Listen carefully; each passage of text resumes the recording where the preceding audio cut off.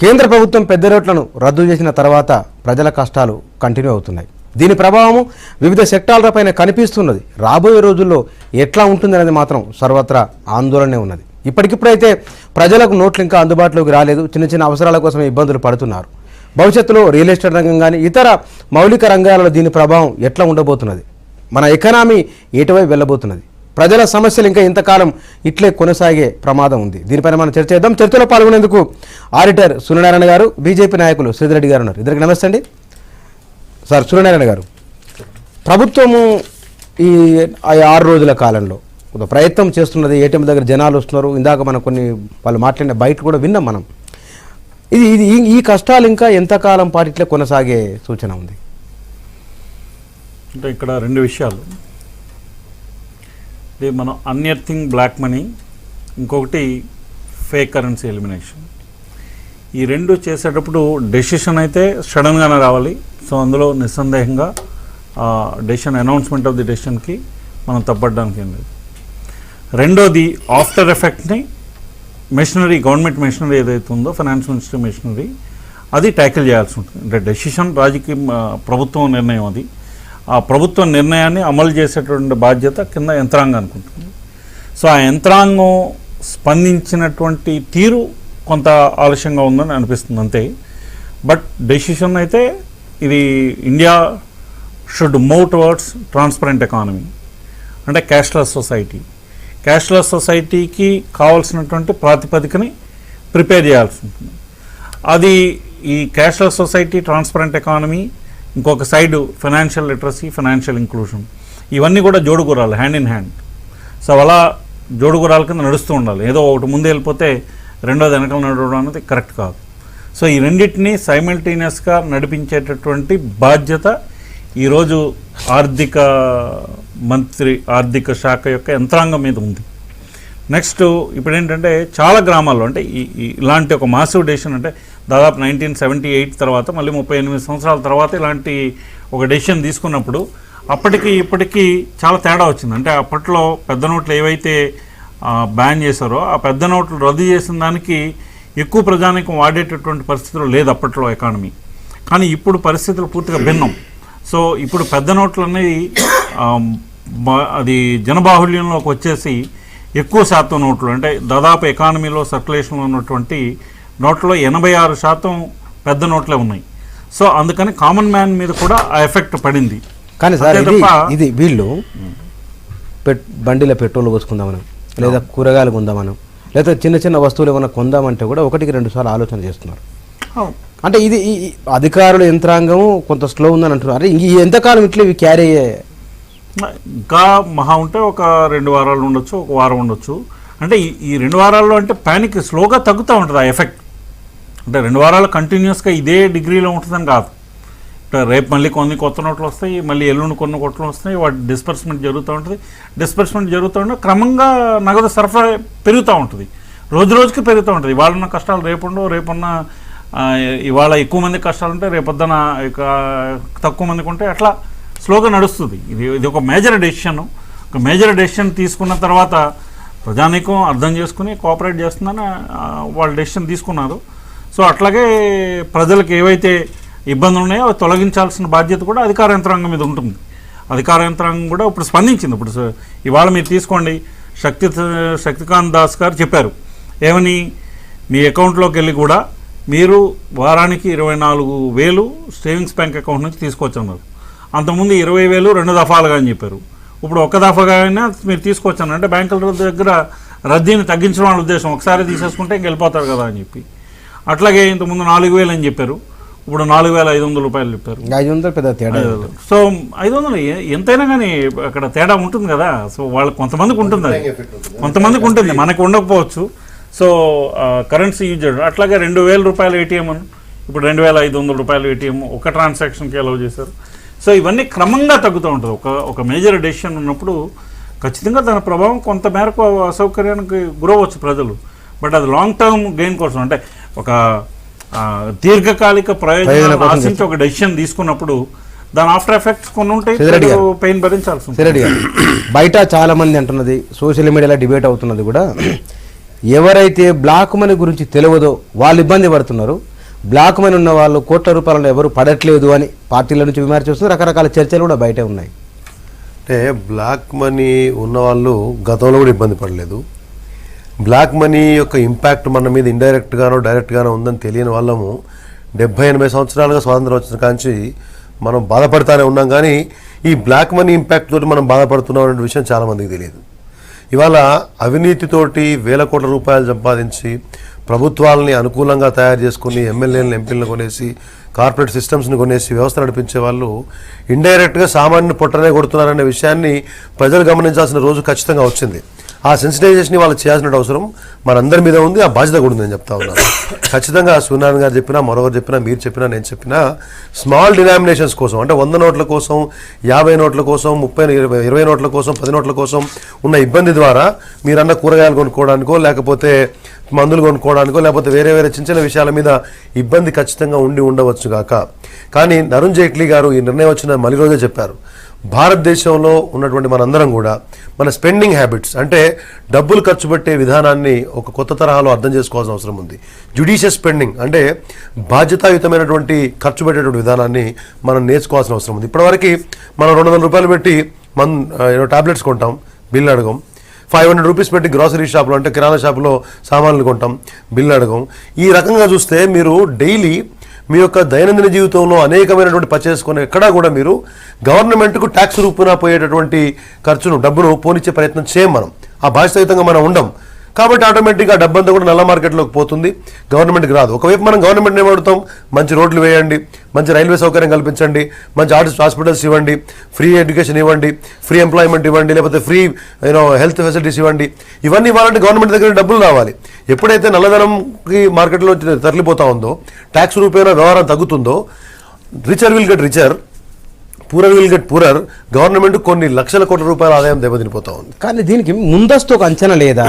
అంచనా ఉంటే కనుక ఇంతమంది ఇన్ని రోజుల పాటు పనులు వదిలేసి కిలోమీటర్ల మేర లైన్లు నిలబడాల్సి వస్తుంది జనాలు. ఎందుకు ఈ పరిస్థితి? ముందే అంచనా అంటే ఒకటి గుర్తుపెట్టుకోండి, ఖచ్చితంగా ఇంత పెద్ద దేశంలో, దేశం మొత్తానికి 40,000 బ్యాంకులే ఉన్నాయని చెప్పేసి ఉన్న సందర్భంలో ఇన్ని లక్షల గ్రామాల్లో ఈ ఇంపాక్ట్ ఊహించింది కాదు అని చెప్పేసి నేను. కాకపోతే ఇంత ఫాస్ట్గా మన మెకానిజం కూడా రెస్పాండ్ అయింది. ఖచ్చితంగా ఇవాళ బ్యాంకింగ్ వ్యవస్థ కావచ్చు, పోస్టల్ వ్యవస్థ కావచ్చు, లేదా ఆన్లైన్ ట్రాన్సాక్షన్స్ యొక్క వ్యవస్థ కావచ్చు, ఆ కన్సర్న్ డిపార్ట్మెంట్స్ ఏదైతే ఉన్నాయో చాలా బ్రహ్మాండంగా రెస్పైర్ అని చెప్పేసి మనం అనుకోవచ్చు.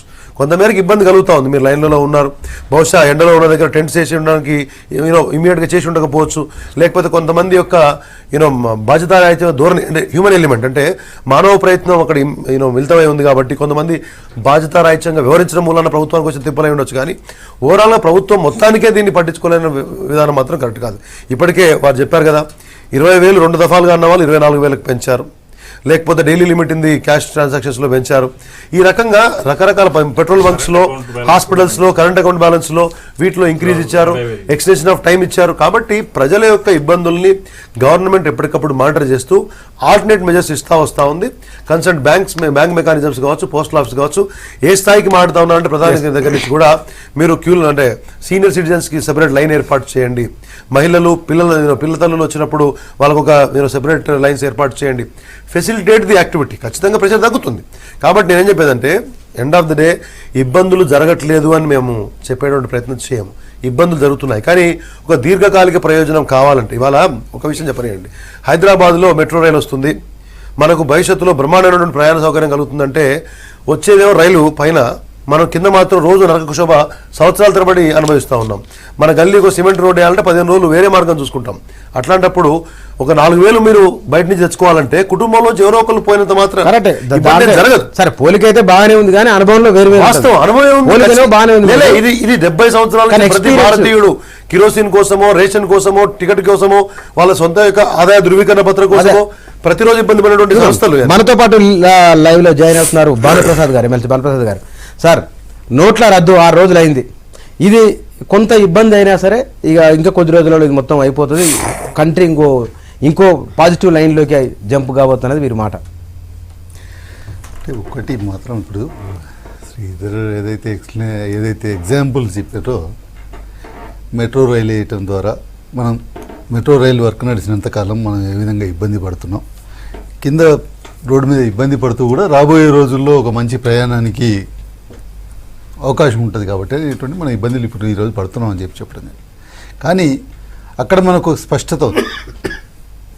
ఎస్, మనం మెట్రో రైలు వచ్చిన తర్వాత ఏ రకంగా మనం ప్రయాణం చేయబోతున్నాము, మనకు ఏ రకమైనటువంటి ఇబ్బందుల నుంచి బయటపడబోతున్నాము, ఎందుకు మెట్రో రైలు కట్టుకుంటున్నాము అనేటువంటి స్పష్టత ఉంది.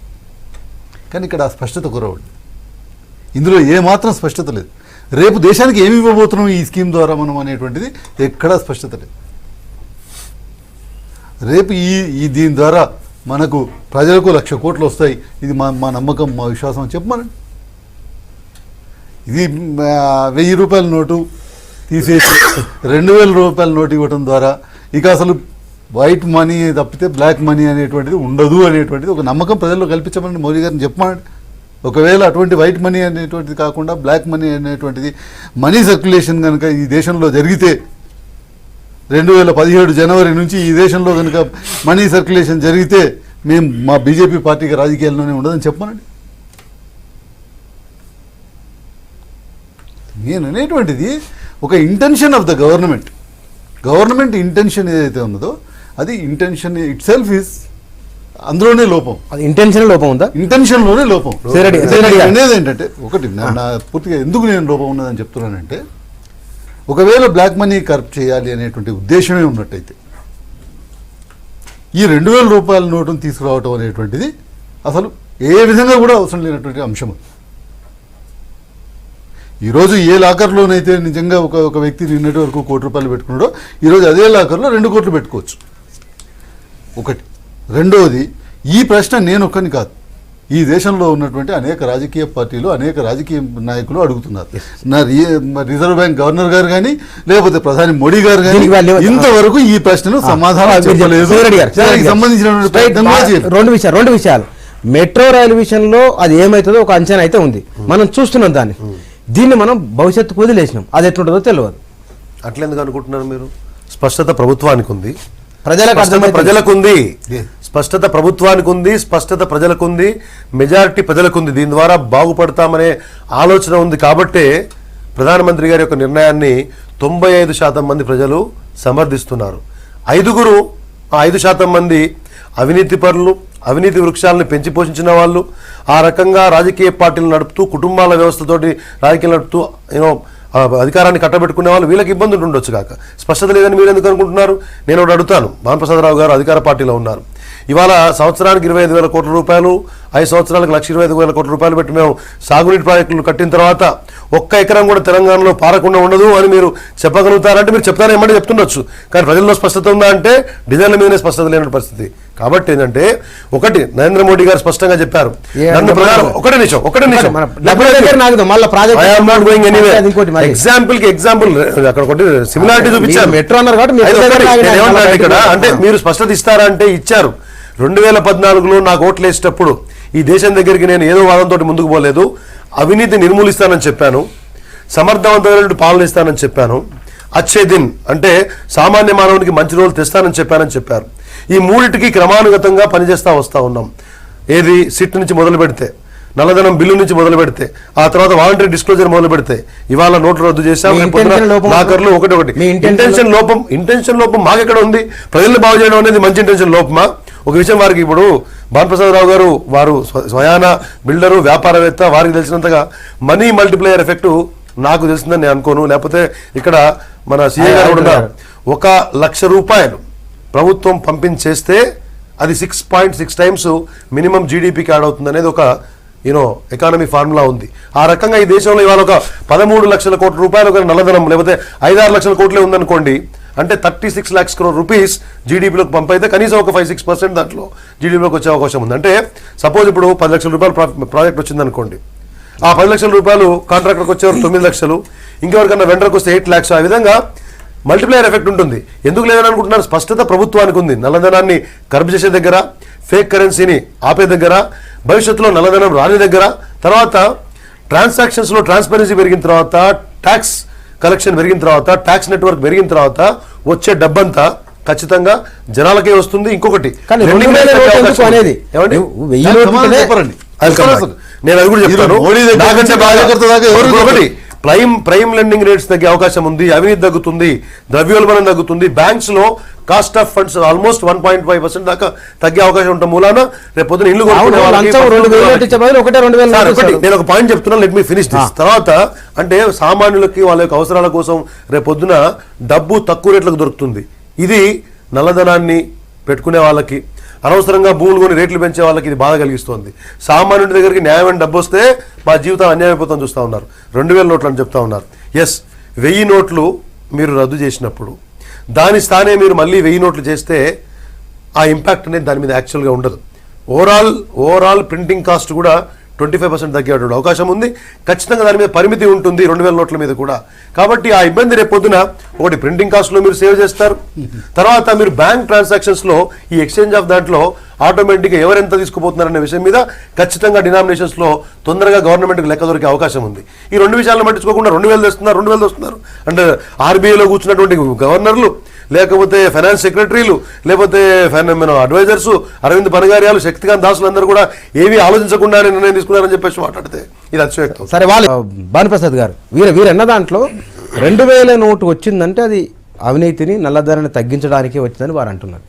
అంటే తగ్గించడానికి ఏ విధంగా వచ్చిందనేది మళ్ళీ చెప్పలేకపోయారు. నోట్ ప్రింటింగ్ కాస్ట్ తగ్గుతుందని చెప్పారు కానీ ప్రింటింగ్ కాస్ట్ అనేటువంటిది ఇక్కడ సబ్స్టాన్షియల్ అమౌంట్ కానే కాదు. ప్రింటింగ్ అనేటువంటిది అది ఇది కాదు. ఒక బ్లాక్ మనీని అంటేనే సర్క్యులేషన్లోకి రానటువంటి మనీయే బ్లాక్ మనీ. ఎక్కడో ఒక దగ్గర స్టాగ్నేట్ అయిపోయి అక్కడ ఆగిపోయేటువంటి మనీ. అట్లా ఆగిపోవడానికి ఇప్పుడు 100 రూపాయల నోట్ అనుకోండి, ఒక వ్యక్తి ₹1 కోటి దాచిపెట్టాలి అని అంటే దాన్ని సర్క్యులేషన్లో లేకుండా పక్కన పెట్టాలంటే ఎంత కష్టమైనటువంటి పరిస్థితి. అదే 2000 రూపాయల నోట్ అనుకోండి, ఆ విధంగా దాచిపెట్టడానికి చాలా ఎక్కువగా అవకాశం. సార్ ఆడిటర్ అన్నాడు, సార్ నిజం ఇది 2000 నోటు, ఇది ప్రయోజనమా నష్టమా? అంటే 2000 నోటు పరిమిత సంఖ్యలో ఉండి దాన్ని ట్రాక్ చేసేటటువంటి పద్ధతిలో ఉంటే కనుక అది ప్రయోజనం వస్తుంది. నెక్స్ట్ ఇంకోటి ఏంటంటే ఇప్పుడే 2000 ఇట్లా స్థానే 2000 రూపాయల నోటు ఎందుకు పెట్టారు అని అంటే ఇక్కడ మనం ఒకటి ప్రాక్టికాలిటీ అంటాం. ఇప్పుడు మీరు అంటున్నారు నోట్లు సప్లై చేయలేకపోతున్నారని. అదే 2000 నోటు పెట్టుకోకుండా 100 రూపాయల నోట్లే సప్లై చేయాలనుకోండి, అది ఎంత అంటే ఇది 10 టైమ్స్ స్లో అయిపోతుంది ప్రాసెస్.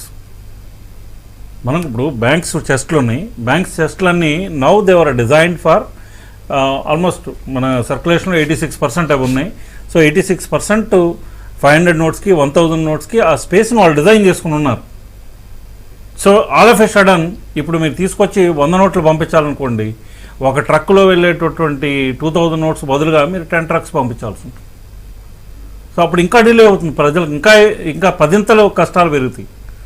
సో ఇప్పుడు ఒక స్టెప్ తీసుకున్నప్పుడు ఆ స్టెప్ని డైల్యూట్ చేయడానికి వాళ్ళు 200 నోట్లు అంటే ప్రతిదీ మనం నెగిటివ్గా చూస్తే నెగిటివ్గానే ఉంటుంది. So intention of the government bad అని అయితే నేను అనుకోవట్లేదు.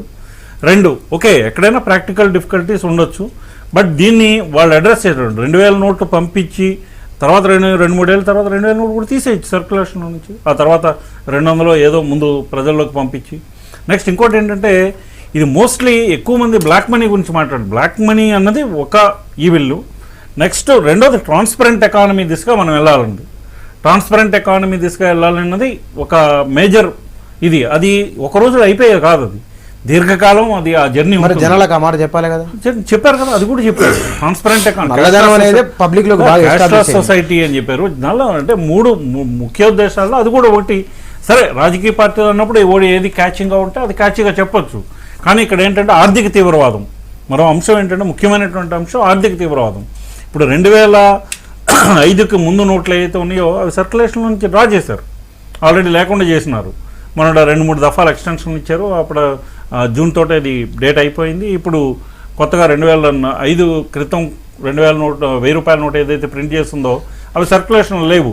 సో ఇప్పుడున్న సర్క్యులేషన్లో ఉన్న నోట్లు ఏంటి, 2005 నుంచి 2016 దాకా ఉన్నాయి. సో ఆర్బీఐ దగ్గర లెక్కలు ఉన్నాయి, ఎన్ని నోట్లు ఇవి ప్రింట్ చేశారు, ఎన్ని లెక్కలు ఉన్నాయి. ఇంకొకటి ఏంటంటే నల్లధనం ఏదో వచ్చి పడిపోతుంది పొరపాటు. అదేమి దాని ఎఫెక్ట్స్ చాలా ఎక్కువ ఉంటాయని అనుకుంటే కూడా అది మ్యాగ్నిఫికేషన్ చేయడం కూడా కరెక్ట్ కాదు. ఎందుకంటే ఇప్పుడు కరెన్సీ నోట్లు మొత్తం 17 లక్షల చిల్లర, 17 లక్షల కోట్ల చిల్లర ఉంది ఇప్పుడు టోటల్గా. కానీ మీరు తీసుకుంటే total gross banking advances, commercial advances 50 లక్షల కోట్లు ఉన్నాయి ఇండియాలో. అట్లాగా అలాగే కాకుండా 17 లక్షల కోట్లు ఎంత సర్క్యులేషన్ లో ఉంది circulation let me complete my point then you can next agriculture credit తీసుకోండి మీరు. Agriculture credit, the targeted agriculture credit for 16 and 17 is 8.5 lakh crores. ఇప్పుడు సెప్టెంబర్ వరకు ఆల్రెడీ డిస్పర్స్డ్ అగ్రికల్చర్ క్రెడిట్ 3,75,000 కోట్లు అగ్రికల్చర్ క్రెడిట్ డిస్పర్స్ చేశారు. ఇప్పుడు September వరకు, అక్టోబర్లో చేశారు, మళ్ళీ నవంబర్ కొంత చేస్తున్నారు. సో దాని దగ్గరకు వచ్చేటప్పటికి మీకు 5 లక్షల కోట్ల అగ్రికల్చర్ క్రెడిట్ ఉంది అక్కడ. సో ఇవాళ సర్క్యులేషన్లో ఉన్న మనీ అంతా బ్లాక్ మనీ అని అనుకుంటే పొరపాటు. సో ఇది రివాల్వింగ్ ఎకానమీ. ఈ రివాల్వింగ్ ఎకానమీలో కొంత శాతం అంటే అన్అకౌంటెడ్ మనీ అనేది ఎక్కడి నుంచో కొత్తగా రాదు. అది ఉన్న దాంట్లోనే మీరు డైవర్షన్ చేసి దీంట్లో అకౌంట్లో చూపిస్తూ వేరే దానికి మీరు యూజ్ చేస్తే అది అన్అకౌంటెడ్ మనీ ఆ సెక్టర్ లో. బట్ ఇక్కడ అకౌంట్ అయి ఉంటుంది. సో క్యాష్ క్రెడిట్ లో ఇవాళ ఏదైతే తీసుకుంటున్నారో అవన్నీ క్యాష్ ఆన్ హ్యాండ్ కింద ఉంటాయి, అవన్నీ మళ్ళీ డిపాజిట్ చేస్తారు వాళ్ళు. అట్లాగే ఇప్పుడు అగ్రికల్చర్ క్రెడిట్ ఏదైతే తీసుకుంటున్నారో ఆ ఫార్మర్స్ అందరూ డిపాజిట్ చేస్తారు. సో ఇంకోటి ఏంటంటే మిస్ నోషను, బ్యాంకుల దగ్గర డిపాజిట్లు పెరిగిపోతాయి. బ్యాంకుల దగ్గర ఏమి డిపాజిట్లు ఏం పెరిగిపోవు. ఎందుకంటే ఈ నోట్లన్నీ వాళ్ళు ఇచ్చి మళ్ళీ రిజర్వ్ బ్యాంక్ దగ్గర నుంచి కొత్త నోట్లు తీసుకోండి. అట్లాగే చాలా హైప్ చేస్తున్నారు, బ్యాంకుల ఆదాయాలు పెరిగిపోతాయి. బ్యాంకుల ఆదాయాలు ఇప్పుడు తీసుకెళ్ళి అగ్రికల్చర్ మాట్లాడుతున్నారు. ఇంకా డౌట్ చాలా ఉన్నాయి, అనుమానాలు కొన్ని, అపోహలు కొన్ని, అనుభవాలు చాలా ఉన్నాయి. చెప్తున్నారు, చెప్పండి. భానుగారు 1 సెకండ్ సార్. మధుయాస్ గారు ఫోన్ లైన్కి వచ్చారు, ఒకసారి మాట్లాడిన తర్వాత సార్. మధుయాస్ గారు నమస్తే. నమస్కారం అండి సార్. ఇప్పుడు నోట్ల రద్దు అనేది ఇది కొంత మేలు జరిగేదే, తాత్కాలికంగా కొంత ఇస్తున్నా సరే కానీ దీని వలన బయట ప్రచారం జరుగుతున్నంత, పార్టీలు చేస్తున్న విమర్శలంతా లేదు అనేది. పార్టీలు చేసే విమర్శన పక్కన పెడితే ప్రధానమంత్రి గారి యొక్క ప్రసంగం 8 తారీఖు విన్నప్పుడు ఖాళీ 2-3 రోజులే ఇబ్బంది ఉంటది, 50 రోజులు అనేది నోటు మార్పిడి కొరకు సమయం అని చెప్పి మాట్లాడి, లేక ఎలక్షన్ లో ఇదొక మరొక జుమ్లా కాకపోతే ఇదేమవుతుంది, 100 రోజులలో నల్లధనం 75 లక్షల కోట్ల నల్లధనం బయట దేశాల్లో ఉన్నదాన్ని తీసుకొచ్చి ప్రతి పౌరుడు అకౌంట్ లో 15 లక్షలు ఇస్తానని చెప్పి నరేంద్ర మోడీ గారు ప్రామిస్ చేస్తారు. ఆ 100 రోజులు పోయింది. 60 సంవత్సరాలు మీరు కాంగ్రెస్ కి ఇస్తున్నారు, 60 నెలలు ఏమన్నారు, ఇప్పుడు 30 నెలలు కావస్తున్నది. ఇప్పటి వరకు చేసిన సంస్కరణలు ఏంటి? 1,000 రూపాయల నోటు దొంగ నల్లధనాన్ని, బ్లాక్ మార్కెట్ ని ఆపడానికి కొరకంటూ ప్రచారం చేసినప్పుడు, పెద్ద నోట్లు రద్దు చేస్తున్నామని చెప్పినప్పుడు మరి 2,000 రూపాయల నోటు ఎందుకు తీసుకొచ్చినట్టు? రెండవది ఇక్కడ ప్రశ్న, 78లో నరేంద్ర మోడీ గారు ఎకనామిస్ట్ కాదు, 78లో 5,000 రూపాయల నోటు మొరార్జీ దేశాయ్ గారు రద్దు చేసినాడు. తర్వాత 78 నుంచి నల్లధనం పెరిగిందా తగ్గిందా? వీరే చెప్తూ వచ్చినారు నల్లధనం 75 లక్షల కోట్ల బయట ఉన్నప్పుడు ఇంత పెరిగిన ధనానికి వీళ్ళు ఇప్పటి వరకు తీసుకొచ్చిన సంస్కరణలు ఏంటి? అడ్మినిస్ట్రేటివ్ రిఫార్మ్స్ కానీ, ఎలక్టరల్ రిఫార్మ్స్ కానీ, ఇక్కడ అవినీతి అరికట్టడానికి కొరకు తీసుకొచ్చిన 2.5 సంవత్సరాలలో నరేంద్ర మోడీ చిత్తశుద్ధి అంటే లోక్పాల్ ఇప్పటిదాకా వేయలేదు, ఆర్టీఐ కమిషనర్ 2 సంవత్సరాలకు నియమించలేదు, సిబిసి కమిషన్ నియమించలేదు.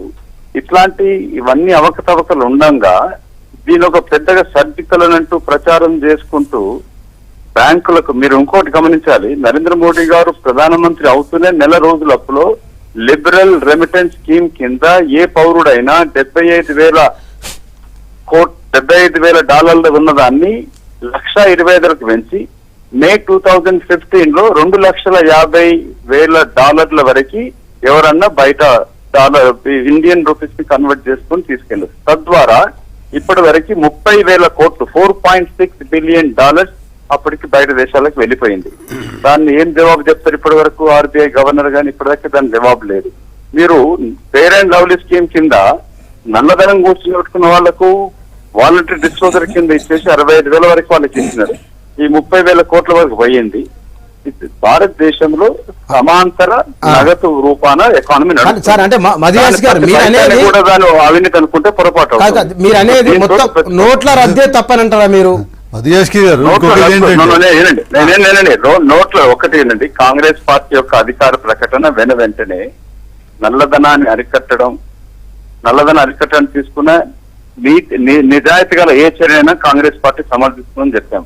కానీ కాస్మెటిక్ చేంజ్ కింద లేక మరొక జుమ్లాగా ప్రకటనని అడ్డుకుంటామని చెప్పాం. ఈ 1,000 రూపాయల రద్దుతోటి ఏ విధంగా నల్లధనం అరికట్టగలుగుతారు అనేది ప్రధానమంత్రి దేశానికి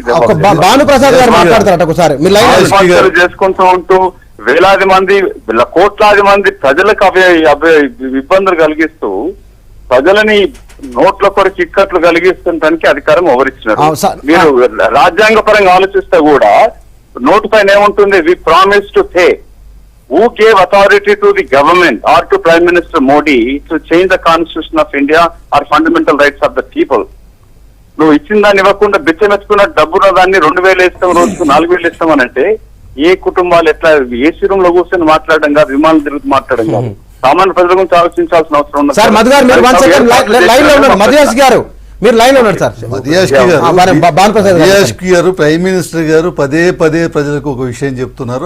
VDIS ద్వారా 65,000 కోట్లు వచ్చింది అని చెప్పి 65,000 కోట్లు వచ్చిందనేటువంటి ఒక ఇదిని ప్రజల్లో కల్పిస్తున్నారు. 65,000 కోట్ల డిక్లరేషన్ వచ్చింది, దాంట్లో 40% మాత్రమే గవర్నమెంట్కి వస్తుంది అనేటువంటి చెప్పట్లేదు. 45% మాత్రమే వస్తుందని చెప్పట్లేదు. ప్రతిసారి కూడా ప్రధానమంత్రి చెప్పేటప్పుడు ఏం చెప్తున్నారంటే 65,000 కోట్లు సంపాదించామని చెప్పే ప్రభుత్వం చెప్తున్నారు, కానీ అదొక తప్పుడు స్టేట్మెంట్. రెండోది, ఆ 65,000 కోట్లు ఏవైతే డిక్లరేషన్స్ వచ్చినాయో దాంట్లో ఒకే ఒక వ్యక్తి 10,000 కోట్లు ఇక్కడ హైదరాబాద్ నుంచి ఎవరైతే ఇచ్చారో అది ఫేక్ అని తేలిపోయింది. అంటే 55,000 కోట్లకే పోయింది. 55,000 కోట్లే కాకుండా ఇంకా అనేక మంది 300 కోట్లకు ఒక డిక్లరేషన్ ఇచ్చినటువంటి వ్యక్తి, హైదరాబాద్కు సంబంధించినటువంటి వ్యక్తి కూడా ఫేక్ అని తేలింది. ఈ విధంగా దేశవ్యాప్తంగా ఇంకా ఎన్ని ఫేక్ అని తేలుతాయో తెలియదు. అంటే 30,000 కోట్లు 25,000 కోట్లు వచ్చి ఉంటాయి. కొండను దవి ఎలుకను పట్టినట్టుగా ఒక 10,000 కోట్లు 12,000 కోట్లు ఇంతవరకు ట్యాక్స్ కలెక్షన్ చేసి ఉంటారు. అది ఒక స్కీమ్, ఆల్రెడీ ఫెయిల్ అయినటువంటి స్కీమ్ ఉంది మన ముందు, కళ్ళ ముందు. ఇప్పుడు రెండోది తీసుకొచ్చారు ఈ నోటు మార్పిడి అనేది. సో మనకు ప్రజలకి తప్పుడు సమాచారం శ్రీరెడ్డి గారు, మధుయాష్కి గారు కానీ లేకపోతే ప్రతిపక్ష పార్టీల్లో మాట్లాడిన ఏ నాయకులు కానీ మళ్ళొకసారి సామాన్య మానవుడిని అంటే పెద్దగా పరిజ్ఞానం అంటే ఎకానమీ అంటే ఆర్థిక వ్యవస్థ గురించి పరిజ్ఞానం లేకుండా, ఈ నల్లధనం ఇంప్లికేషన్స్ గురించి పరిజ్ఞానం లేకుండా ఉన్న వాళ్ళని మరొకసారి మోసం చేసే ప్రయత్నం చేస్తూ ఉంది కాంగ్రెస్ పార్టీ కానీ CPM కానీ మిగతా మిత్రులు. కామన్ ఏంటి? అవును 1000 నోట్లు బంద్ చేశారు కాబట్టి 2,000 పెట్టడం మూలాన డబల్ కదా, 1000 నోట్లతోటే నల్లధనం ఉంటుందంటే మరి 2,000తో పెరగదా అని ఒక చిన్న లాజిక్ని జనాల మీద అప్లై చేసి ఈ మొత్తం యాక్టివిటీ అంతా కూడా తప్పనేటువంటి ఒక అభిప్రాయం కల్పించేటటువంటి దురభిప్రాయం కల్పించేటటువంటి దురుద్దేశపూర్వక చెప్పండి.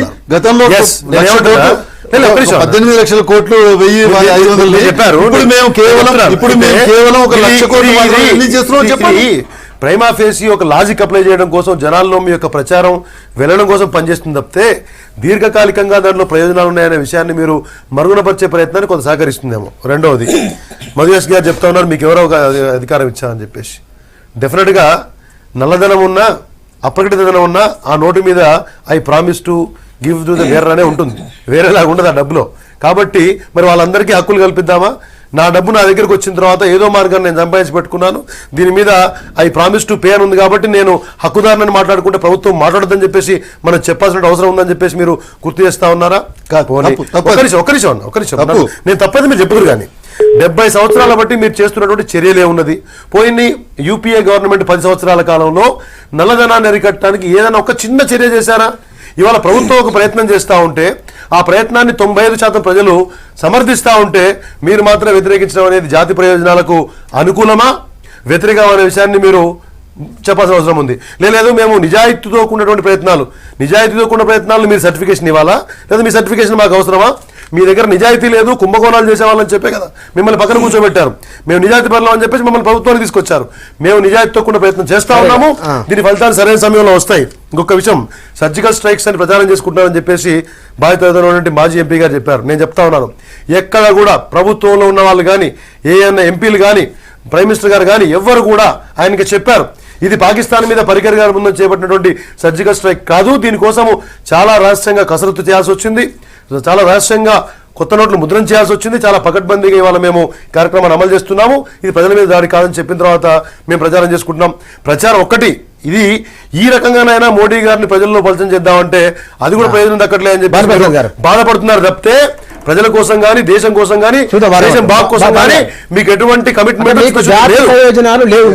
మేమనేది ఇక్కడ సరే వాళ్ళు జాతి ప్రయోజనాలు మాకు ఉన్నాయా లేదా అనేటువంటిది వాళ్ళ ఇష్టం ఏ విధంగా మాట్లాడుకోనివ్వండి, కానీ మేము ఇక్కడ ప్రశ్నించేది ఏంటంటే 18 లక్షల కోట్ల రూపాయలు హై వాల్యూ డినామినేషన్ ఉన్నటువంటి కరెన్సీ ఏదైతే ఉందో దాన్ని మేము ఈరోజు 1,00,000 కోట్లు మాత్రమేనో 2 లక్షల కోట్లు 3 లక్షల కోట్లు మాత్రమే హై వాల్యూ డినామినేషన్ ప్రింట్ చేస్తున్నాము, మిగిలింది మేము ప్రింట్ చేయము.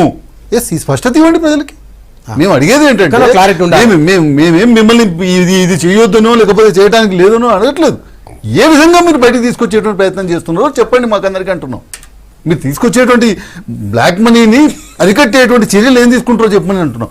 ఇంతకుముందు శ్రీధర్ గారు చెప్తే ఏమంటారంటే the bearer of this note will be paid అనేటువంటిది ఏదైతుందో అది బ్లాక్ మనీ ఉన్న వాళ్ళకి కూడా మీరు ఇవ్వమని చెప్పట్లేదు. దానికి ఒక యంత్రాంగం ఉంది, దానికి ఒక చట్టం ఉంది, బ్లాక్ మనీ నిరోధక చట్టం ఉంది. దాని ప్రకారంగా ఎటువంటి బ్లాక్ మనీ ఉన్న వాళ్ళనైనా కఠినమైన చర్యలు తీసుకోండి. అది తీసుకోకుండా నోటు పట్టుకొచ్చినటువంటి సామాన్య లైన్లో నిలబడేటువంటి సామాన్య మానవుల మీద మీరు పే చేయడానికి రిస్ట్రిక్షన్ పెట్టి దాన్ని ఈ విధంగా చేసేటువంటిది కరెక్ట్ కాదంటున్నాం. దాన్ని మేము వ్యతిరేకిస్తున్నాం. అయితే ఒకటి, ఈ ప్రజలంతా కూడా ఈరోజు ఉన్నటువంటి ఇక్కడ ఉన్నటువంటి దేశంలో ఉన్నటువంటి సామాన్య పౌరులంతా కూడా ఒక పెద్ద ఎక్స్పెక్టేషన్తో ఉన్నారు. ఎస్, వాళ్ళు ప్రభుత్వానికి పూర్తి స్థాయిలో సహకరిస్తున్నారు, ప్రజలు కూడా సహకరించడానికి సిద్ధంగా ఉన్నారు, మేము సహకరించడానికి సిద్ధంగా ఉన్నాం, అందరం సహకరించడానికి సిద్ధంగా ఉన్నాం. అయితే ప్రతిపక్ష పాత్రనో లేకపోతే ఇంకొక పాత్ర పోషించడానికి ఇక్కడ ప్రభుత్వాలకు సంబంధించినటువంటి ఇక్కడ మేము ప్రభుత్వంలో ఉన్నటువంటి వాళ్ళం కానివ్వండి, మాకు కూడా ఒక పాత్ర ఉంది. కాబట్టి ఏ విధంగా దీన్ని మనం అరికట్టబోతున్నాం అనేటువంటి తెలవాల్సినటువంటి బాధ్యత ఈ రాష్ట్రంలో ఈ దేశంలో ఉన్నటువంటి ఇతర పౌరులకు కానివ్వండి, ఇతర రంగాల్లో ఉన్న అసంఘటిత కార్మిక రంగాల్లో ఉన్నటువంటి వాళ్ళకి కానివ్వండి, సంఘటిత రంగాల్లో ఉన్నటువంటి వాళ్ళకి కానీ వాళ్ళకు ఉన్నటువంటి అనుమానాలు తీర్చాల్సిన నోట్ల రద్దు జనం కష్టాలపైన మనం చర్చ చేస్తున్నాం. ఆడిటర్ గారు, ఇందాక వారిద్దరు వాళ్ళు మాట్లాడిన దాంట్లో వెరీ క్లియర్ అండి. 78లో నోట్ల రద్దు అయితే ప్రాసెస్ నల్లధనం కానీ లేకపోతే కనుక రకరకాల రూపాయలు వచ్చేది తగ్గిందా అనేది క్వశ్చన్. రెండవది, ప్రజలకు చెప్పింది ఒకటి, మీరు చేస్తున్నది ఒకటి అనేది. అంటే 78కి ఇప్పటికీ చాలా తేడా ఉంది. ఫైనాన్షియల్ లిటరసీ ఎంతో కొంత అప్పటి నుంచి ఇక్కడ పెరిగింది, నెంబర్ 1. నెంబర్ 2, ఇప్పుడు జరుగుతూ ఉండే కొద్దిగా ఎకానమీ అప్పుడు స్కేల్ ఆఫ్ ఆపరేషన్స్కి ఇప్పుడు స్కేల్ ఆఫ్ ఆపరేషన్స్కి దాన్ని డిపెండ్ అయి ఉంటుంది, బ్లాక్ మనీ తగ్గిందా లేదా అని. సో అది ఒక ఆస్పెక్ట్ అయితే. రెండోది, ఇందాక ముదిగాష్కి గారు విదేశాల్లో ఉన్నటువంటి నల్లధనం గురించి మాట్లాడారు. అసలు విదేశాల్లో ఉన్నటువంటి నల్లధనాన్ని రాకుండా ఎన్ని జాగ్రత్తలు తీసుకోవాలో అన్ని జాగ్రత్తలు కాంగ్రెస్ ప్రభుత్వాలు తీసేసుకున్నాయి. అదే బహుశా ఆయనకి తెలియకపోవచ్చు, అందుకని ఆయన మాట్లాడలేదు శ్రీధర్ రెడ్డి గారు. నేను ఆన్సర్ చేస్తాను. ఎందుకంటే ద్వైపాక్షిక సంబంధాల్లో భాగంగా అక్కడ బ్యాంకులతోటి 100 ఒప్పందాలు చేసుకున్నారు. నేను క్యారీ చేయలేదు. ఆ యొక్క ఒప్పందాన్ని డైల్యూట్ చేయడం కోసం భారతదేశానికి అనుగుణంగా ఆ లిస్టులు రావడం కోసం చేసే ప్రయత్నాలు కొనసాగుతున్నాయి. Cities doing the same. ఆ విషయం దానికి పెద్ద ప్రాధాన్యత ఇవ్వదలుచుకోలేదు. అది ఆల్రెడీ ఎన్ని ప్రతిబంధకాలు ఎన్ని ముందు కాళ్ళ బంధాలు వేయాలో అన్ని వేసేసారు గత ప్రభుత్వాలు ఆల్రెడీ. ఎందుకంటే సాక్షాత్తు లాస్ట్ పార్లమెంటులోనే అది దానికి సంబంధించినటువంటి బిల్లుని ఆమోదించడం జరిగింది. అంటే విత్ రెట్రాస్పెక్టివ్ ఎఫెక్ట్ కాకుండా prospective effect. So retrospective effect తోటి వాళ్ళు చేసేది ఏం లేదు ఇప్పుడు. నెక్స్ట్ ఇంకోటి ఏంటంటే, విదేశాల్లో దాచుకున్న వాళ్ళు కూడా ఆ నల్లధనం భారత జాతీయుల పేరు మీద ఉంటాయి. అంటే అతను ఇంకా ఈ విషయం ఎన్నికలకు ముందు చెప్పేటప్పుడు మోడీకి తెలియదా? మీలాంటి ఎవరు చెప్పలేదు ఆయన. ఒక నిమిషం, పౌరసత్వం ఉన్న వాళ్ళదే వాళ్ళు రిపోర్ట్ చేస్తారు టాక్స్ హెవెన్ కంట్రీస్, వేరే వాళ్ళు చేయరు. ఇప్పుడు భారతదేశంలో అక్రమ సంపాదన చేసి వాళ్ళు ఆల్రెడీ బయటకు వెళ్ళిపోయి వేరే కంట్రీ పౌరసత్వం తీసుకుని ఈ పౌరసత్వాన్ని వదులుకున్నారనుకోండి, అక్కడ ఇండియన్ అకౌంట్లో చెప్పే లెక్కలో అది రాదు. అసలు వాళ్ళు ఎంత దాచినా అది బయటపడదు ఎప్పటికీ. సో ఇది ఒక ఆస్పెక్టు. ఇక రెండోది, మీరు అంటున్నారు ఏది డిపాజిట్ రేట్స్ అగ్రిగేషన్ ఎలా ఉంటుందండి. ఇప్పుడు కూడా బ్యాంకింగ్ వ్యవస్థలో ఉన్నటువంటి డబ్బులు, అంటే ఫర్ ఎగ్జాంపుల్ చెప్పాలంటే మీకు మనీ అంతకుముందు వ్యాపారానికి మీకు ఆర్టీజీఎస్ నెఫ్ట్ పెట్టిన తర్వాత వ్యాపారానికి చాలా చాలా చేంజ్ ఉంది. ఎందుకంటే ఇప్పుడు ఆర్టీజీఎస్ నెఫ్ట్ వచ్చిన తర్వాత ఏముంది, ఒకేసారి అంటే నా అకౌంట్లో నుంచి ఎక్స్ అకౌంట్లో కింద ఎక్స్ అకౌంట్లో నుంచి వై అకౌంట్లోకి, వై అకౌంట్లో నుంచి జెడ్ అకౌంట్లోకి ఒకే రోజు జస్ట్ ఒక గ్యాప్ ఆఫ్ ఫ్యూ మినిట్స్ తేడాతోటి వెళ్ళిపోతూ ఉంటుంది. అంతకుముందు అట్లా కాకుండా అంతకుముందు పైప్ లైన్ ఫండింగ్, అంటే మీరు చెక్ రాసేవాడిని, వేరే వాళ్ళు డిపాజిట్ చేసేవారు, వేరే వాళ్ళు డిపాజిట్ చేసిన తర్వాత వాళ్ళు మళ్ళీ ఈ బ్యాంక్ వాళ్ళ క్రెడిట్ ఇచ్చేదాకా అది it is neither banks fund. అంటే ఎకనామిక్ ఎక్స్పాన్షన్కి అదొక ప్రతిబంధకం. సో ఇప్పుడు ఎకనామిక్ ఎక్స్పాన్షన్ జరగాలి. ఎన్డీఏ పక్షాల సమావేశం ముగిసిన తర్వాత ఢిల్లీలో వెంకయ్య నాయుడు మాట్లాడుతూ ఒకసారి చూద్దాం. विपक्ष का कहना है कि बीजेपी ने अपने पैसे तो सेट कर लिए, लेकिन जिस तरह से बात बेकार आरोप करना तो उनका कुछ लोगों का स्वभाव हो गया. ये बेकार है, उसका कोई साकार नहीं, उसका आकार नहीं, उसका प्राकार भी नहीं है. वो केवल उस प्रकार बोलते रहते हैं कुछ लोग. उनको बोलने दीजिए. I have no problem and we will answer them as and when required. Secondly, एकजुट नहीं हुआ. आपका जो असेसमेंट है ना, अंदाजा ये गलत है। SPBS जो कल साथ में वो तो ठीक है, उनको जो साथ है साथ देने दीजिए, कोई प्रॉब्लम नहीं है, जनता देखेंगे कौन कौन कौन who is standing by the people who are trying to prison the system, who is standing with the orderers or with the corrupt people. That will be known to the people as and when an opportunity comes. Let everybody take stand. Political parties are free to take their own stand. But I am sure, I am happy, many of the opposition parties also, they are welcoming the decision of the government. They are all praising the Prime Minister's historic move, and they are one with the nation. Prime Minister said, he thanked all the parties and said this credit will not go to him personally. He said it credit will goes to all the parties that are standing firm with government, the NDA partners, steadfast standing with the government all these days. Whatever decisions I am taking are all because of the unity, because of the solidarity which you are all giving to me. That is my strength, and I will continue to do it. People were sometimes were feeling by indifferent, क्या होगा क्या नहीं होगा, कुछ कर पाएंगे क्या. अभी एनडीए के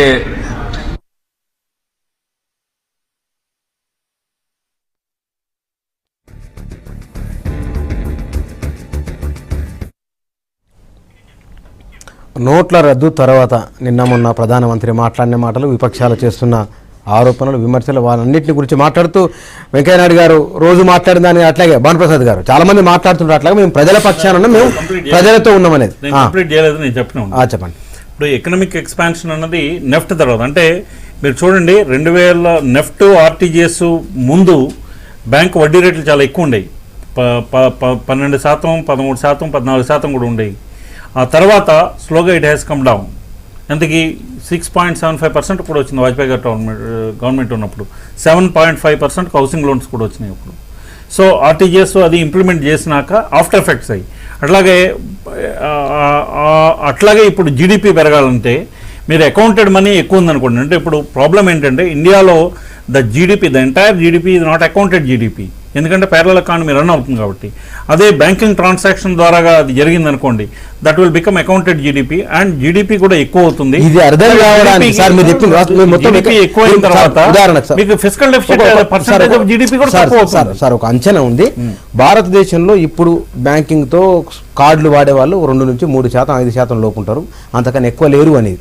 మిగతా ఇంతమంది జనాల లైఫ్లోకి మోడీ చేసింది కరెక్ట్ అని తెలవడానికి రావడానికి నిజంగానైతే ఎంత టైం పట్టవచ్చు? వాళ్ళ కరెన్సీ సప్లై ఎప్పుడైతే అయిపోతుందో అప్పుడు అందరూ కూడా హ్యాపీగానే ఉంటారు. ఇంకా ఎందుకంటే దైనందిన కార్యక్రమంలో వాళ్ళకి కావాల్సినటువంటి నగదు సరఫరా ఏదైతే జరిగిపోతుందో ఆ నగదు సరఫరా జరిగిపోయినాక పానిక్ సిచ్యువేషన్ రాబోయే రోజుల్లో రోజు రోజుకి మార్పు వస్తుంది. రాబోయే రోజుల్లో ఒక ఇల్లు కట్టుకోవాలనుకున్న వాళ్ళకు ఈజీ ఉంటుందా పరిస్థితి? ఒక బండి కొనాలనుకుంటారు వాళ్ళకి ఈజీ ఉంటుందా పరిస్థితి? ఖచ్చితంగా, ఎందుకంటే ఇప్పుడు నగదు సరఫరా పెరుగుతుంది. బ్యాంకింగ్ సిస్టంలో డబ్బులు అయితే పెరిగినాయో, బ్యాంకింగ్ వాళ్ళ అసెట్ లయబిలిటీ మేనేజ్మెంట్లో పార్ట్. అంటే ఇప్పుడు ప్రజలు ఎవరైతే బ్యాంక్ డిపాజిట్ చేస్తారో, డిపాజిట్ చేసినప్పుడు అది బ్యాంకింగ్ లయబిలిటీ, ప్రజలకు డిపాజిట్. సో వీళ్ళు ఏం చేయాలి, దానికి మ్యాచ్ చేస్తూ వాళ్ళు అడ్వాన్స్ ఇవ్వాలి. వాళ్ళు అడ్వాన్స్ ఇవ్వాలన్నప్పుడు ఏమవుతుంది, వాళ్ళు కూడా ఎక్కువ క్రెడిట్ ఇస్తారు. ఎక్కువ క్రెడిట్ ఇచ్చినప్పుడు ఎక్కువ అడ్వాన్సెస్ వాళ్ళకి ఇస్తారు. ఎక్కువ అడ్వాన్స్ ఇచ్చినప్పుడు తక్కువ వడ్డీ రేటుకు వస్తుంది. సో నగదు సరఫరా కీలకమైన రంగాలకు, నిర్మాణ రంగానికి ఇస్తే అది ఉపాధి రంగం కూడా దాని మీద ఎంప్లాయ్మెంట్ వస్తుంది. ఎక్స్పీరియన్స్ ఇక్కడ నిర్మాణ రంగం కావచ్చు, లేకపోతే ఎంటైర్ రియల్ ఎస్టేట్ రంగం కావచ్చు, లేకపోతే ఇంకో రంగం కావచ్చు, అసలు నగదు ఇప్పుడు వారు చెప్పినట్టుగా ఆర్టీజీఎస్ లేకపోతే నెఫ్ట్ అనేటువంటి ట్రాన్స్ఫర్స్ ఏవైతే చేసిన తర్వాత ఒకసారి ఆ వైపుగా అడుగులు వేయాలి అనేటువంటి విధంగా కనుక మనం పోయిన తర్వాత అసలు క్యాష్ ట్రాన్సాక్షన్, క్యాష్లెస్ గవర్నెన్స్ నడవాలనేది మోడీ గారి ఉద్దేశం అయిన తర్వాత మళ్ళీ హై డినామినేషన్ ఉన్నటువంటి వాటిని ఎందుకు ఇంట్రడ్యూస్ చేస్తున్నారని ప్రశ్నిస్తున్నాం. మేము దాన్ని ఏదో వీళ్ళు బీజేపీకి సంబంధించిన వాళ్ళు మేమేదో దీన్ని వ్యతిరేకిస్తున్నాం అన్నట్టుగా చెప్తున్నారు. మేము అనేటువంటిది ఇంకా స్ట్రింజెంట్గా ఎందుకు చేయట్లేదు అని ప్రశ్నిస్తున్నాం. మీరు స్ట్రింజెన్సీ నుంచి వెనక్కిపోతున్నారు, మీరు మీ ఇంటెన్షన్ మాకు సరిగ్గా కనబడట్లేదు అని అంటున్నాం. మేము ఇంకా స్ట్రాంగ్గా చేయమని చెప్తున్నాం. మేము ఇక్కడ మీరు ఒక్కటే అర్థం చేసుకోవాల్సింది అనేటువంటిది ఏంటంటే, మీరు ఎంతైతే స్ట్రాంగ్గా చేయడానికి అవకాశం ఉందో అంత స్ట్రాంగ్గా చేయట్లేదని మేము చెప్తున్నటువంటిది. సరే ఓకే సార్, మేమేమి మిమ్మల్ని వెనక్కి ఎగ్గమని అనట్లేదు. మీరు ఇప్పుడు ఇంతకుముందు వెంకయ్యనాయుడు గారు మాట్లాడినట్టు కొంతమంది విమర్శిస్తారని అంటున్నారు. విమర్శలు వేరు, సూచనలు వేరు, సలహాలు వేరు. అంటే ఏ విధంగా ఇంకా ఎకానమీని ఇంకా టైట్ మీరు సూచన చేస్తున్నారు వాళ్ళకు సలహా అనేటువంటిది ఏంటంటే అనౌన్స్మెంట్ వచ్చిన తర్వాత మీకు ఆర్థిక శాఖ కార్యదర్శి శక్తికాంత్ దాసు, నెక్స్ట్ రెవెన్యూ కార్యదర్శి హన్స్ముఖ్ అదే వీళ్ళందరూ కూడా స్టేట్మెంట్స్ ఏమని ఇచ్చారు, ఈ 2000 నోటు కూడా పరిమితమైనటువంటి సంఖ్యలోనే చేస్తాము, ప్లస్ వాటిని ట్రాక్ చేస్తామని కూడా చెప్పారు, ఆన్ రికార్డ్ చెప్పారు వాళ్ళు. దాని మూమెంట్ ని ట్రాక్ చేస్తామని చెప్పారు. దానికి సరే, ఫైనాన్స్ ఏ విధంగా మినిస్టర్ గారు చేస్తారు ఏంటన్నది అరుణ్ జైట్లీ గారు సార్ ఒకటి అరుణ్ జైట్లీ గారు బాగా ఇచ్చేప్పుడు వారు మాట్లాడేప్పుడు స్పష్టంగా చెప్పారు ఈ ట్రాకింగ్ సిస్టమ్ దీంట్లో లేదనేది. ట్రాకింగ్ సిస్టమ్ లేదనేది చెప్పారు. దాంట్లో చిప్ అది ఏది లేదు. ట్రాకింగ్ సిస్టమ్ లేదని చెప్పారు. రెండోది system ఒక్క చిప్పే ఎక్కర్లేదు. మీరు మాట్లాడినప్పుడు నేను మాట్లాడలేదు. చెప్పండి. నేను అనేటువంటిది ఏంటంటే అసలు ట్రాకింగ్ నోట్ రిలీజ్ ఎందుకు చేయాలి, దాన్ని ట్రాక్ ఎందుకు చేయాలి? మన దగ్గర క్యాష్లెస్ ట్రాన్సాక్షన్ చేయడానికి అవకాశం ఉన్నప్పుడు నోట్ రిలీజ్ చేసి దాన్ని ట్రాక్ చేయాల్సినటువంటి అవసరం ఏముంది? దానికి మళ్ళీ ప్రజల డబ్బు ఖర్చు పెట్టాల్సినటువంటి అవసరం ఏముంది? ఆడిటర్ గారు చెప్పారు, మేము చెప్పాం స్పష్టంగా. ఒకటి ఆగండి, ఒక్క నిమిషం ఆగండి. ఆయన ఇక్కడ రెండో అంశానికి సంబంధించినటువంటి విషయానికి వచ్చేప్పటికి అసలు ఆ నోట్ రిలీజ్ ఎందుకు చేయాలి, దాన్ని ట్రాక్ చేయాలనేటువంటిది ఒక అంశం. ఇక రెండోది బ్యాంకుల్లో నిల్వలు పెరుగుతాయా అనేటువంటిది ఒకటి చెప్తున్నటువంటి పరిస్థితి. ఎప్పుడైతే హై డినామినేషన్ ఇది వచ్చిందో ఎవరి దగ్గరనైతే నిన్నటి వరకు స్టోర్ చేసుకున్నటువంటి వాళ్ళు ఉన్నారో వాళ్ళు మళ్ళీ దాన్ని డ్రా చేసుకుని అదే విధంగా స్టోర్ చేసుకునేటువంటి అవకాశం ఉందనేటువంటిది మేము పదే పదే చెప్తున్నటువంటి. అది లేకపోయినట్లయితే అటువంటి స్టోర్ చేసుకునేటువంటి అవకాశం లేదు అనేటువంటిది మేము చెప్తున్నటువంటిది. ఇక రెండవది, ఇంతకుముందు వారు ఆడిటర్ గారు మాట్లాడుతూ గతంలో ఉన్నటువంటి కాంగ్రెస్ పార్టీ మాకేం సంబంధం లేకపోయినప్పటికీ కూడా కాంగ్రెస్ పార్టీ ఏదో ఇక్కడ నుంచి వాళ్ళని సేవ్ చేయడానికి అనేకమైనటువంటి చర్యలు తీసుకుంది కాంగ్రెస్ వాళ్ళు లేరు అనేటువంటిది చెప్పారు. కానీ నేనేమంటున్నానంటే వారి చర్యలను కొనసాగిస్తూ బీజేపీ వచ్చిన తర్వాత కూడా అటువంటి చర్యలు తీసుకుంది. కేంద్ర ప్రభుత్వ ఉద్యోగులు ఎవరిని కూడా కరప్షన్ని ప్రశ్నించడానికి రాష్ట్ర ప్రభుత్వాలకు కానీ ఇక్కడ ఉన్నటువంటి వేరే అధికారులకు కానీ హక్కు లేదు, సిబిఐకి హక్కు లేదు, లేకపోతే కేంద్ర ప్రభుత్వం ఉన్నటువంటి సిబిఐకే హక్కు లేదు అనేటువంటిది ఈరోజు కేంద్ర ప్రభుత్వం తీసుకొచ్చింది, మోడీ గారి ప్రభుత్వమే తీసుకొచ్చింది. కేంద్ర ప్రభుత్వంలో ఒక ఐఏఎస్ ఆఫీసర్, ఒక ఇన్కమ్ ట్యాక్స్ ఆఫీసర్ ఎందుకు ఆ చట్టాలను ఎందుకు అధికారులను కాపాడేటువంటి ప్రయత్నం చేస్తున్నారు?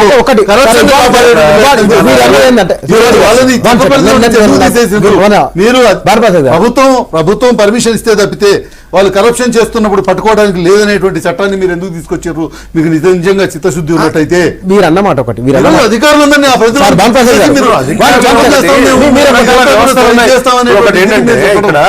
విజయమాల్యా ఎక్కడి నుంచి పారిపోయాడు? ఒకటి మీరేమన్నా బ్యాంకులు పూర్తి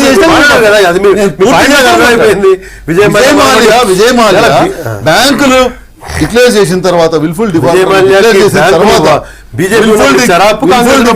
డిక్లేర్ చేసిన తర్వాత అతను ఇక్కడ నుంచి పారిపోయాడు. ఎట్లా పారిపోయాడు?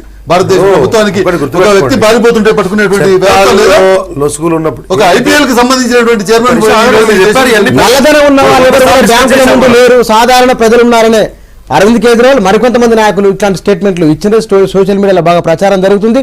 నోట్ల కష్టాలపైన మనం చర్చ చేస్తున్నాం. భానుప్రసాద్ గారు వీరిందాక అన్నమాట ఒకటి, రియల్ ఎస్టేటు అమ్మకాలు కొనుగోలు వీటిపైన వీటి ఇంపాక్ట్ ఎట్లా వీరేమన్నంటే వడ్డీ రేట్లు కొంత తగ్గొచ్చు అని అన్నారు. నేను మీకు ఇస్తాను. లేటెంట్గా వారు రాజకీయపరమైనటువంటి ఆరోపణలు రాజకీయం కాదంటూనే మాట్లాడుతూ ఉన్నారు. అంటే కాంగ్రెస్ పార్టీ చట్టాలు చేయలేదు చేసి అంత పెద్ద జనం దీని మీద చాలా పెద్ద విషయాల్లో నేను ఏమంటున్నా అంటే గతంలో ఉన్నటువంటి చట్టాలు కొన్ని కొనసాగితే వాటిని మార్చే ప్రయత్నం చేస్తున్నాం. అదే ప్రయత్నం మీరు చూస్తూ ఉన్నారు. విజయ్ మల్యాల్ని మరొకరికి అప్పులు యూపీఏ కాలంలో ఇచ్చారు, ఎన్డీఏ కాలంలో ఇవ్వలేదు. వాళ్ళు ఎప్పుడు ఒక బ్యాంక్ ఏదైతే ఎవరైతే బ్యాంక్స్ వాళ్ళకి రుణపడి ఉన్నారో కన్సర్న్ వ్యవస్థలను అలర్ట్ చేయాల్సి ఉండే there is a possibility of escaping అని చెప్పేసి ఇవన్నీ చట్టాల్లో ఉన్నటువంటి లొసుగులను ఒకరు వినియోగించుకుంటే దాన్ని గవర్నమెంట్లకి ఆపాదించడము ఏదో ప్రభుత్వ ప్రయత్నం చేసిన చెప్పడం అనేది రాజకీయపరమైనటువంటి సరే చట్టాలు ఒకటి స్టేట్ క్వశ్చన్ కోటీశ్వరులు ధనవంతులు ఎవరు ఏటీఎంల ముందు బ్యాంకుల ముందు క్యూలో లేరు, కానీ కూలీ చేసుకునే జనాలు 100-1000 రూపాయలు తెచ్చుకునే జనాలు వాళ్ళు గంటల తరబడి రోజుల తరబడి బ్యాంకుల ఏటీఎంలో ముందున్నారు. ఇప్పుడు ఒకటి మనము కోటీశ్వర్లు వాళ్ళు ఎవరు తీసుకోలేదంటే కొంత క్యాష్ వాళ్ళ దగ్గర ఉండే కారణంగా ఒకవేళ వచ్చి ఉండకపోవచ్చు, అవసరం రాకేం చేస్తాడు. ఇవాళ సామాన్య జనాల దగ్గర డబ్బు తక్కువ ఉంది కాబట్టి దాన్ని ఇమీడియట్ రిప్లై చేసుకునే ప్రయత్నం చేస్తూ ఉన్నారు. దానివల్ల వాళ్ళు ఉంటారు. ఇవన్నీ పాపులిస్టిక్ కామెంట్స్, ఇవన్నీ ఇమ్మీడియట్గా జనాల్ని ప్రభుత్వానికి వ్యతిరేకంగా తయారు చేయడానికి పనికొచ్చేటువంటి అభిప్రాయ భూషణే తప్పితే ఇంకోటి కాదు దీంట్లో. కాకపోతే ఖచ్చితంగా ఇప్పుడు ఇవాళ మరి బాధపడే వాళ్ళందరూ ఎవరు? కోటీశ్వర్లు కాదా? వాళ్ళు అంటున్నారు 10,000 2,000 ఎట్లా మార్చుకుంటారండి? రేపు పొద్దున మీరు లిమిట్స్ పెట్టారు, 2.5 lakhs పెట్టారు. లేకపోతే ప్రతిదానికి ఆన్లైన్ ట్రాన్సాక్షన్ పెట్టారు, పరిమితులు పెట్టారు. పెట్టిన తర్వాత ఖచ్చితంగా ప్రధానమంత్రి చెప్పారు నువ్వు గంగా నదిలో వేసుకోవాలి లేదా కాల్ చేసుకోవాలి తప్పితే ఇంకోటి చేసేటువంటి అందరూ బంగారంలో ఉన్నారు కదా ఇప్పుడు. మరి ఏమీ బాధ లేదయ్యా. ఒకటి నీకున్న డబ్బు నేను బంగారంగా ఉండాలని. ఒకటి ఎవరికి ఏం బాధ లేదు, మరి ఎందుకు మీకు బాధ? ఒకవేళ మేము రాజకీయంగా రేపు లబ్ధి పొందాము, భారతీయ జనతా పార్టీకి ప్రతికూల అంశము, మీరందరూ సపోర్ట్లు కొట్టుకోండి కదా. ఎందుకు నిరసన? మీ నిరసన అంతా కూడా డబ్బున్న వాళ్ళ గురించే, మీ నిరసన అంతా కూడా రేపు పొద్దున మీ పార్టీలకు ఫండింగ్ చేసే వాళ్ళ గురించే. వాడు చేస్తే మేము పోతామని చెప్పేసి. కాబట్టి ప్రజల గురించి బాధ ఉన్నవాడు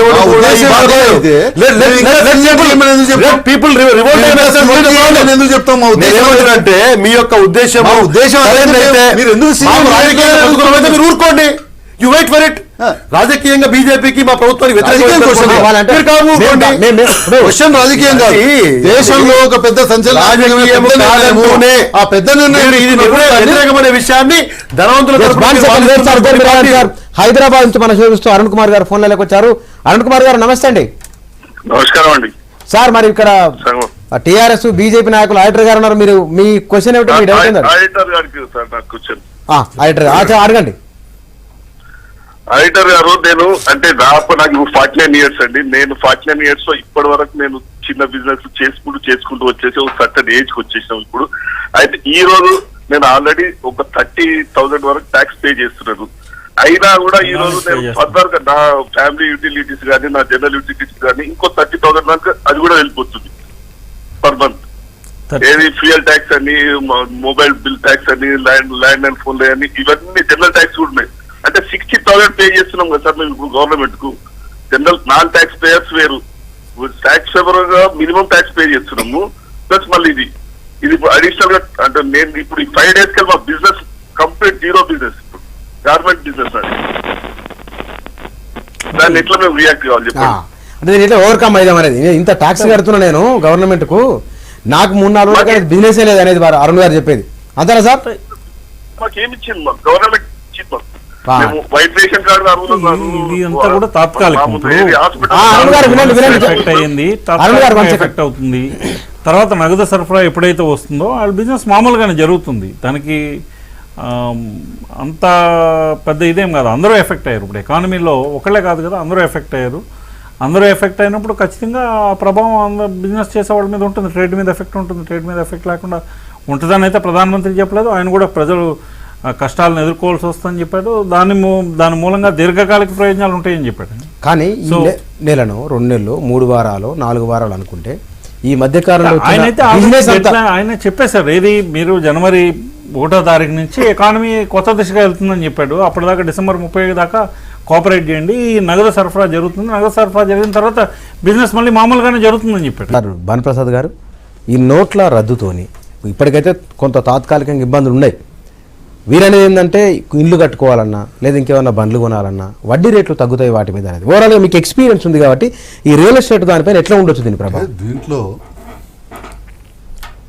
దాదాపుగా అంటే 2 సెగ్మెంట్స్ ఉన్నాయి. రియల్ ఎస్టేట్ అనగానే మొత్తం కూడా ఏదో బిల్డర్ అనేటువంటి ఇదిలో కాకుండా దీంట్లో రియల్ ఎస్టేట్లో కూడా రకరకాల సెగ్మెంట్స్ ఉన్నాయి. ఒక ప్లాట్ కొనుక్కునేటువంటి వ్యక్తి ఒకరు అయి ఉండొచ్చు, ఒక దీర్ఘకాలిక లాంగ్ టర్మ్ ఇన్వెస్ట్మెంట్ దృష్టిలో పెట్టుకుని ఒక ల్యాండ్ కొనుక్కునేటువంటి వాళ్ళు ఉండొచ్చు, లేకపోతే ఒక ఫ్లాట్ కొనేవాళ్ళు కావచ్చు, ఒక ఇల్లు కొనేవాళ్ళు కావచ్చు, లేకపోతే ఒక ప్లాట్ కొనుక్కుని ఇల్లు కట్టుకునేటువంటి వాళ్ళు కావచ్చు. ఇట్లా రకరకాలుగా ఉన్నటువంటి పరిస్థితి. ఒక ఫ్లాట్ కొనే అతన్ని కనుక తీసుకున్నట్టయితే దాదాపుగా ఓకే అంటే ఇప్పుడు కొంతవరకు హైదరాబాద్ లాంటి మెట్రో నగరాల్లో కానీ, హైదరాబాద్ కానీ, కలకత్తా కానీ, బెంగళూరు కానీ ఇట్లాంటి ప్లేస్లలో కొంత వైట్ పర్సంటేజ్ పెరిగింది. గతంలో చూసుకున్నట్టయితే 30% వైట్ ఉండి 70% బ్లాక్ ఉన్నటువంటి రోజులు కూడా చూసినటువంటి పరిస్థితి. ఈరోజు చూసుకున్నట్టయితే దాదాపుగా 90% వైట్లో తీసుకుంటున్నటువంటి, 100% తీసుకుంటున్నటువంటి, 110% వైట్లో తీసుకుంటున్నటువంటి సంస్థలు కూడా ఉన్నాయి. అంటే ఆ 10% మళ్ళీ రిటర్న్ ఇచ్చేసేటటువంటి సంస్థలు కూడా ఉన్నాయి. కానీ ఆ కొన్నటువంటి వ్యక్తి ఎలిజిబిలిటీ కూడా ఉండాలి కదా. అక్కడ మీరు లోన్ తీసుకోవాలి, లోన్స్ చాలా చీప్ అవుతాయి అంటున్నారు, కానీ లోన్ వచ్చేటువంటి పరిస్థితి కూడా ఉండాలి కదా అతనికి. ఎవరికి లోన్ వస్తుంది? ఒక సాఫ్ట్వేర్ కంపెనీలో ఎంప్లాయీకి లోన్ వస్తుంది. ఒక చిన్న వ్యాపారం, ఇంతకుముందు ఆ బట్టల షాప్ అతను చెప్పిన అతను లోన్ రాదు, అతనికి లోన్ రాదు. అతను ఏదో 30,000 రూపాయలు ట్యాక్స్ పెట్టినంత మాత్రాన దానికి వచ్చే అతనికి ఎంత లోన్ వస్తుంది? తక్కువ రావచ్చు, కొత్త లోన్ రాదు. ఏమొస్తుంది? 90,000 రూపాయలు లోన్ వస్తే 90,000 రూపాయలతో ఇల్లు కొనుక్కోలేడు కదా. అతని దగ్గర ఉన్నటువంటి ట్రాన్సాక్షన్లో ఉన్నటువంటి మనీతోనో, లేకపోతే అతని ఊళ్ళో అతనికి ఉన్నటువంటి 1 ఎకరం భూమి అమ్ముకునో కొంటూ వస్తున్నాడు ఇప్పటి వరకు. అతనికి ఆ ఊర్లో ఉన్నటువంటి చాలామంది ఏంటంటే గ్రామీణ ప్రాంతాల నుంచి హైదరాబాద్లో వచ్చి సెటిల్ అయినటువంటి పిల్లలు ఉన్నారు. ఏదో సాఫ్ట్వేర్ కంపెనీలోనే జాబ్ చేసుకుంటున్నాడు అనుకుందాం, ఒక చిన్న సాఫ్ట్వేర్ కంపెనీలో జాబ్ చేస్తున్నాడు. అతను నెలకు 25,000 రూపాయలు శాలరీ వస్తున్నది. ఆ 25,000 రూపాయలతోనే అతను ఫ్లాట్ కొనట్లేదు. అతను ఆ 25,000 రూపాయల నుంచి కొంత సేవింగ్ని ప్లస్ అతనికి ఆ 25,000ని బేస్ చేసుకుని వచ్చేటువంటి లోన్ని ప్లస్ వాళ్ళ ఊర్లో ఉన్నటువంటి భూమిని 1 ఎకరము 1.5 ఎకరము అమ్ముకుని వాళ్ళ ఫాదరు మదరు వాళ్ళు ఇస్తే ఆ రెండింటిని జోడించుకుంటున్నాడు. ఇప్పుడు ఈ రోజు ఎక్కడైతే ఆ 1 ఎకర్ భూమి అమ్మితే వచ్చేటువంటి 20 లక్షల రూపాయలు వచ్చేటువంటి పరిస్థితి ఉందో ఈ రోజు అక్కడ రానటువంటి పరిస్థితి ఉంటది. ఆ సమస్య లైవ్ టెక్నికల్ గా వారు చెప్పే ముందు ఏంటంటే ప్రాక్టికల్ గా చెప్పింది భానుప్రసాద్ గారు. ప్రాక్టికల్ గా టెక్నికల్ గా వారు చెప్పే ముందు నేను ఒకటే అడిగి తెలుసుకున్నా. ట్యాక్స్ వ్యవస్థ కానీ లోనింగ్ వ్యవస్థ కానీ లోన్ రిఫార్మ్స్ అంటే కొత్తగా కఠినతరమైన లోన్ నిబంధనలు కానీ ఇవేం మారటం చేరడం చేయట్లే.